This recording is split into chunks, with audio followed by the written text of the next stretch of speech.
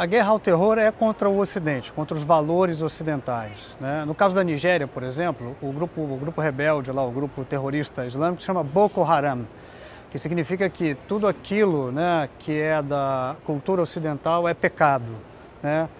Os muçulmanos que morrem, né, na guerra contra o Ocidente, ou morrem por efeitos colaterais, morrem por estarem em locais que são locais alvo dos terroristas, ou morrem porque eles mesmos são os vetores das explosões, são os homens e mulheres bombas das explosões que vão causar as vítimas, né, nesses locais que são os locais escolhidos. No caso do Boko Haram, que é o movimento que eu conheço mais, sim, eles focam e eles miram em lugares, são lugares frequentados por estrangeiros e lugares frequentados pela população cristã. Então eles vão atacar também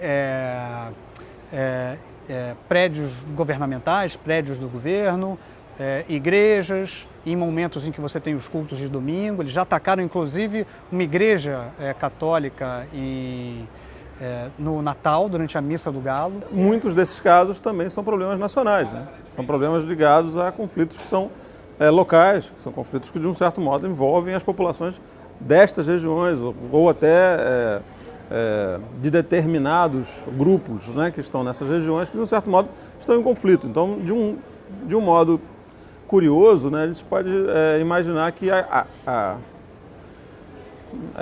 essa ideia de que o terrorismo é um fenômeno oriental contra o mundo ocidental é um tanto complicada, porque de um certo modo ela não é assim, né? Ela de um certo modo implica em conflitos que são em várias camadas, né? Evidentemente existe um claro problema de relação, né, político, militar, enfim, com potências ocidentais, claro, países ocidentais que ocuparam, invadiram, enfim. Mas também existem problemas locais.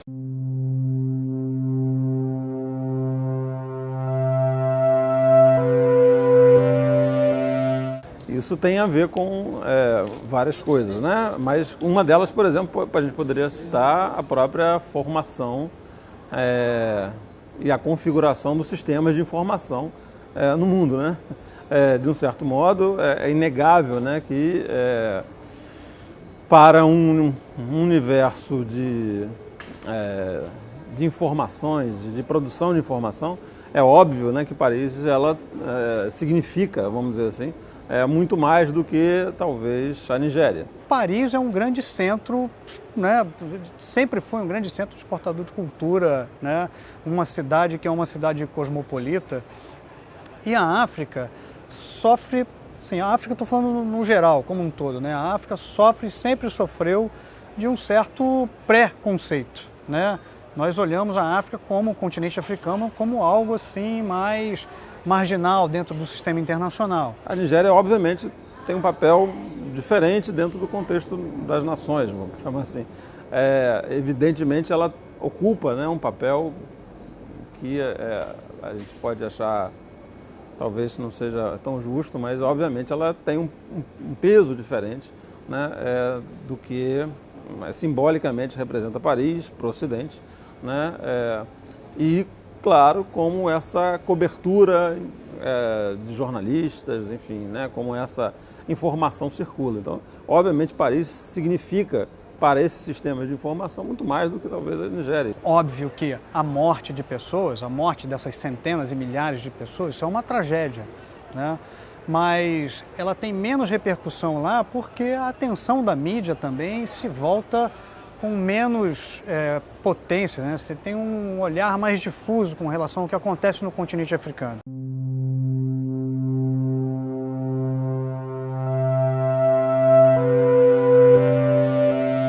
A queda do Gaddafi, a derrubada dele em 2011, foi importante porque ela causou um momento de instabilidade muito grande ali naquela área norte da África, nos países do Maghreb, né, que são os países ali da Argélia até ali o Marrocos, né, do outro lado, até a ponta do Oceano Atlântico ali da África do Norte. A desestabilização de regimes, né, em toda a região, né, tanto o norte da África quanto entrando pelo Oriente mais próximo e também da Ásia Central, a desestabilização de certos estados nacionais que já estavam com tradições relativamente estáveis, que não devem ser justificadas, né? Porque muitas delas eram ditaduras, enfim, evidentemente não eram estados de violência, então, portanto, não é para justificar. Mas, obviamente, existia um certo equilíbrio já de algum tempo. O Gaddafi tinha uma característica que a milícia do Gaddafi, as forças armadas do Gaddafi, eram compostas de várias etnias ali naquela região, que eram treinadas, eram incorporadas às Forças Armadas e trabalhavam sob o comando do chefe militar, que era o Gaddafi. Quando o Gaddafi, né, foi assassinado, quando o regime do Gaddafi terminou na Líbia, o que aconteceu foi que esses grupos, né, esses grupos étnicos dentro das Forças Armadas da Líbia ficaram sem comando. Várias desses grupos dentro das Forças Armadas foram, como eles estavam meio sem pagamentos, estavam meio sem função, né? Eles foram cooptados por essa célula da Al-Qaeda do Maghreb Islâmico ali, e alguns foram até cooptados pelo Boko Haram. A derrubada de ditadores, né, de um certo modo, causa uma brecha, né, um vazio, de um certo modo, onde o conflito, né, as dissensões internas e locais, elas se ampliam muito, né? E nesse sentido, né, abrem aí guerras civis, situações de imigração muito resultante de violência local.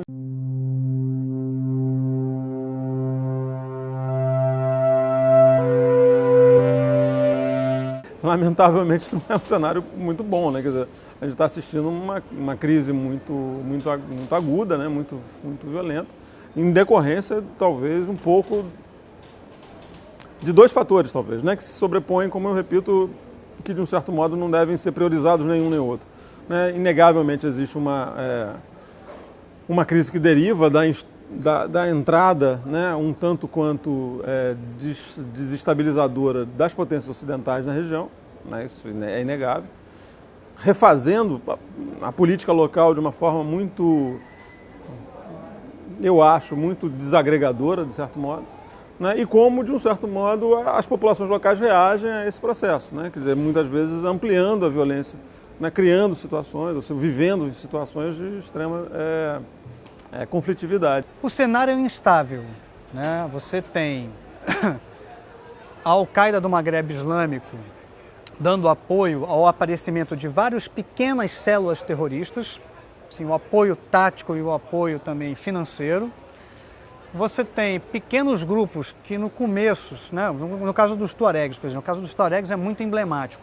A queda do Gaddafi em 2011 fez com que eles migrassem para aquela região ali, que é uma região onde os Tuaregs habitam, que é ali o sul da Argélia, um pedaço do Marrocos, da Mauritânia, do Níger, do Mali. Então eles migraram para ali como uma força já estruturada, né? Quando eles decretaram a autonomia da região, vários grupos terroristas, pequenos grupos terroristas, entre eles a Al-Qaeda do Maghreb Islâmico, resolveram pegar carona ali e começaram a isolar os Tuaregs, né? E impuseram ali uma lei islâmica muito rígida, que inclusive não era aquilo que os Tuaregs queriam. Existem muitos conflitos acontecendo ao mesmo tempo, né? E essa multiplicidade de conflitos às vezes não é visível, não é levada em conta ou não é reconhecida na sua complexidade, inclusive por aqueles que poderiam, né, contribuir para uma política local, enfim, para uma política até global também, de compreensão para desses processos, infelizmente, tão violentos atualmente. Então, a instabilidade na região, o aparecimento desses grupos armados meio sem destino, facilmente cooptados né, pela Al-Qaeda do Maghreb Islâmico, se tornando pequenas células terroristas, né, torna aquela região ali uma região muito instável, porque eles podem atacar por conta própria a qualquer momento, ou eles podem ter as suas ações orquestradas pela Al-Qaeda do Maghreb Islâmico. Alguns desses pequenos grupos terroristas, inclusive, já alegaram uma lealdade ao Estado Islâmico, né? Mesmo que não tenham contato direto, tem um ponto de atenção muito grande, porque o Estado Islâmico agora está sendo um grande paradigma para esses pequenos grupos.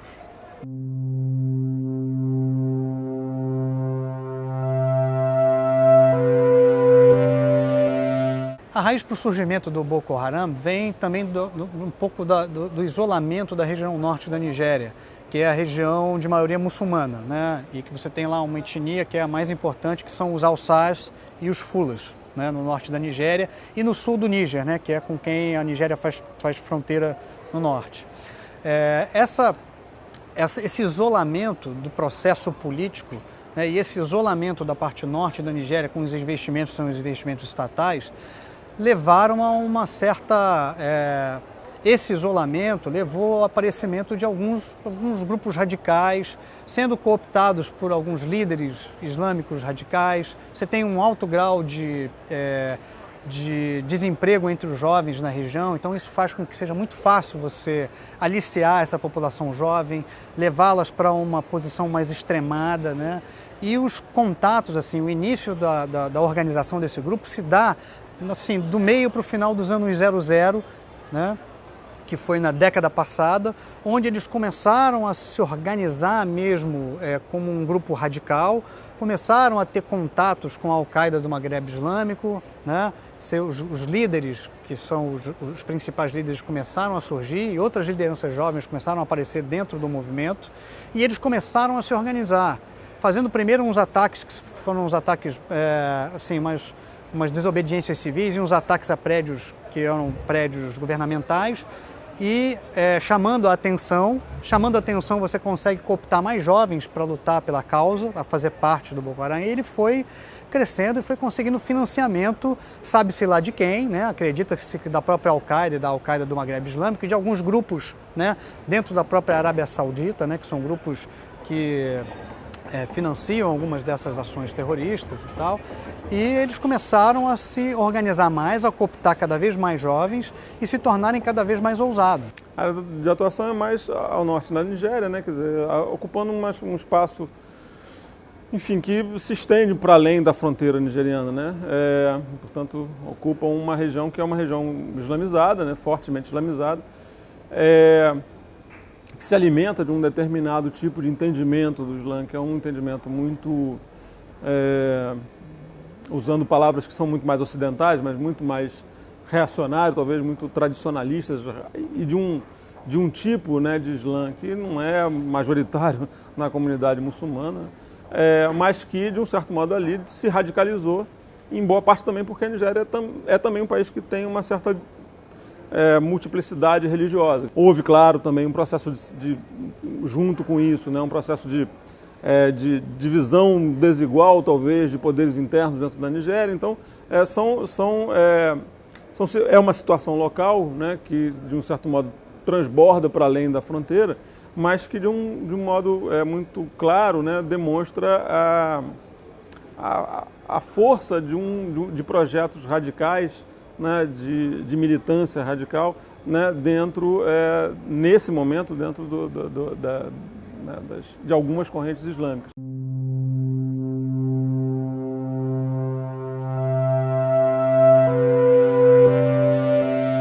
A possibilidade de entender isso, né, os diversos grupos que optam, né, e aí eu estou evitando a palavra terrorista, né, de um certo modo, né, e estou tentando trabalhar talvez com a ideia de um tipo de militância que opta pela violência como forma de ação política, né?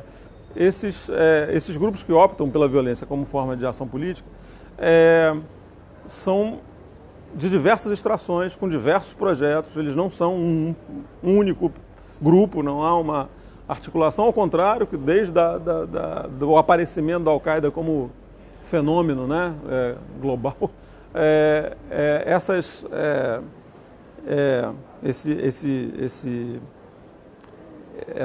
atuação militante tem se conformado, né, tem tido a forma muito mais de grupos isolados, né, de grupos que não se integram, né, são células, de um certo modo, às vezes, muito autônomas e que, de um certo modo, né, em certo momento, elas se organizam e se desorganizam muito rapidamente, né? Os ataques do Mali, que foram, se eu não me engano, foram três grupos terroristas diferentes que alegaram terem feito lá o atentado no hotel. Mas isso demonstra mais uma certa desorganização entre eles e demonstra mais uma falta de coordenação do que uma confusão, uma briga entre esses grupos. Porque, na verdade, assim, o que pode ter acontecido no Mali foi que a Al-Qaeda do Maghreb Islâmico financiou uma ação que um dos grupos extremistas daquela região não fez sozinho, fez com a ajuda de um outro grupo. Isso fez com que depois dos atentados, um grupo dissesse que era o autor dos atentados, o outro também se manifestasse como autor, e a Al-Qaeda do Maghreb Islâmico também, porque ela foi a grande financiadora, né, daquela ação e a mentora daquela ação ali. Então, de um certo modo, né, isso dificulta o combate, dificulta a identificação, causa problemas para processos, né, de reconhecimento de quem é efetivamente o sujeito, né, da ação violenta.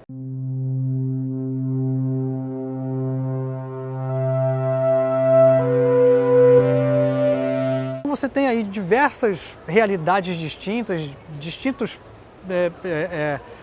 histórias pré e pós-coloniais. Então, assim, jogar tudo no mesmo saco é muito perigoso. Eu acho que a análise tem que ser feita caso a caso. No caso da Nigéria, por exemplo, foi o isolamento daquela região norte que fez surgir ali entre a população, os jovens islâmicos ali da região norte, entre os Alçais e os Fulas principalmente, o seio para que aparecesse o Boko Haram, por exemplo.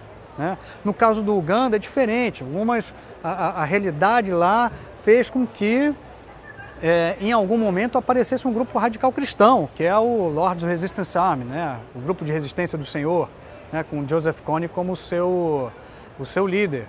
Né? Então, sim, eu acho difícil, isso não é uma relação fácil de causa e consequência, é mais de você analisar o contexto de cada país, o contexto das relações desses países com cada uma das nacionalidades que constroem esse país e as realidades religiosa, política e social de cada um deles. As populações africanas já foram submetidas a uma violência bárbara, né, ao ser, né, submetidas a esse processo de divisão, né, vamos chamar assim. Então, já desde esse momento inaugural, essa população já está sob uma precariedade, né, de proteção política já muito clara. Né. Sucede uma outra situação que são os processos de independência, né, dessas mesmas regiões. Os processos de independência são abertos muitas vezes em cima de guerras civis. Não regular isso, não é comum a todos, mas enfim, há muitos processos de guerra civil. Também precarizam muito, né, a situação da população mais comum, né, mas não envolvida necessariamente na dinâmica da luta política. Né.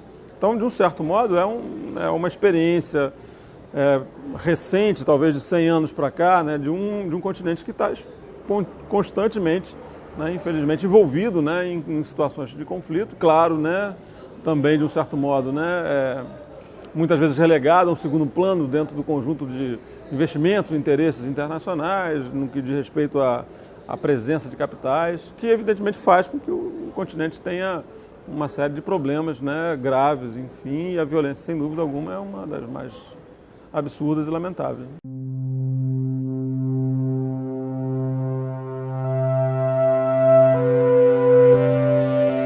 O uso da violência, dessa forma de violência, né, como ação política, ela faz as duas coisas ao mesmo tempo.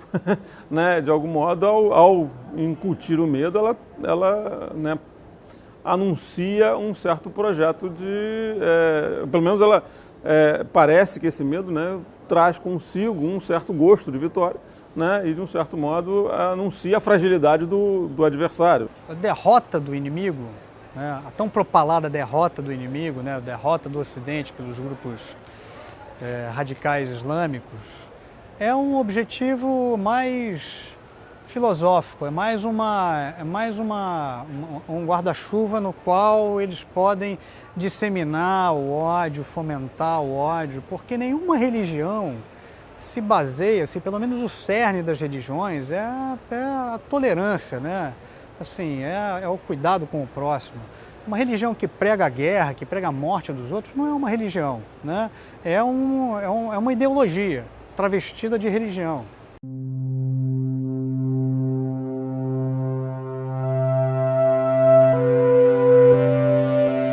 o fundamentalismo, né, ele aparece nos momentos em que falta esperança, falta bem-estar, sobra carências.